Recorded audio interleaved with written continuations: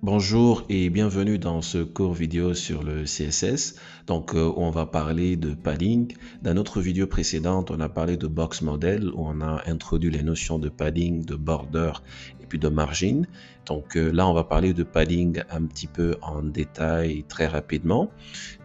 Par défaut, comme on a vu dans la vidéo précédente avec le sélecteur universel, on a donné margin 0, padding 0 à tous les éléments de notre page et box sizing, box border, border box, on a dit de mettre ça pour que si on met le height et puis le width pour notre boîte, que les informations qu'on mette vraiment soit pour la boîte et pas pour le contenu de la boîte. Donc on a déjà expliqué ça dans la vidéo précédente. Donc là, on va parler de padding. Le padding, comme on a dit, c'est quoi? C'est la distance qui sépare la bordure de notre boîte au contenu. Donc ici, le contenu de notre boîte bien sûr, c'est la div. Et puis le contenu, c'est box 1. Donc il peut y avoir une distance entre box 1, qui est le contenu, et la bordure. Donc je vais juste zoomer ça. Donc si on vient dans Inspect, on vient ici, on vient sur notre élément div, on vient sur box 1, ok. Donc on voit que le padding qui est là, notre padding, on a 0. On a 0, il n'y a pas de valeur. Pourquoi? Parce que par défaut, on a mis padding 0 et aussi pour margin, c'est 0, il n'y a pas de margin parce qu'on a mis les deux valeurs par défaut 0. Donc le padding, comment est-ce qu'on peut mettre le padding pour le contenu de notre boîte? Comment on peut mettre ça? Donc j'ai créé ici, comme on a dit, cette div avec la classe box1. Je l'ai sélectionné puisque c'est une classe, c'est .box1. On a donné background color pour que la couleur du background soit comme ça. On a donné une bordure. On va voir aussi par la suite la bordure en détail. Et puis donc 2 pixels pour la bordure.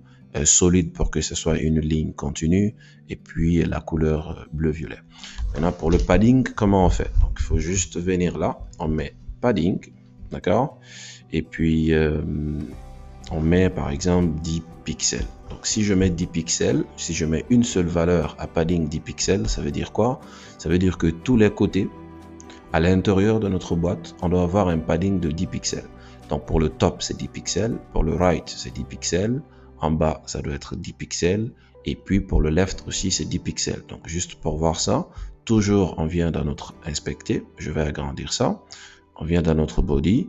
Voilà, si on vient pointer sur le contenu de notre boîte qui est box 1, on voit que tout autour de ce contenu-là, il y a un espace qui est maintenant de 10 pixels qui est à 0. Voilà, donc maintenant, disons que on veut donner des valeurs différentes aux côtés qu'on a. Maintenant, si on veut donner des valeurs différentes aux côtés, c'est-à-dire le bottom, le top, le right, le bottom et puis le left, on a la possibilité de faire ça de deux façons différentes. Soit on fait comme ça, par exemple, je mets ici 15 pixels, je mets par exemple ici 12 pixels et puis là, je mets 5 pixels. Ça veut dire quoi? Je veux que on doit le lire dans le sens de l'aiguille d'une montre. Donc, on doit quitter ici, right, on doit faire le top plutôt, right, bottom et puis le left. Donc la première valeur qui est là, c'est pour le top. La deuxième valeur qui est là pour le right, donc pour le bottom, c'est-à-dire en bas, le padding qu'on doit avoir ici. Et puis les 5 pixels doivent être ici pour le left. Maintenant, si on veut que nos deux côté right et left aient la même valeur et que le top et le bottom aient la même valeur, on a la possibilité de faire ça. Si on écrit ça comme ça, si on met seulement que deux valeurs, ce que le navigateur va comprendre, c'est que les 10 pixels, c'est pour le top et puis pour le bottom, et puis le 15 pixels, c'est pour le right et puis c'est pour le left.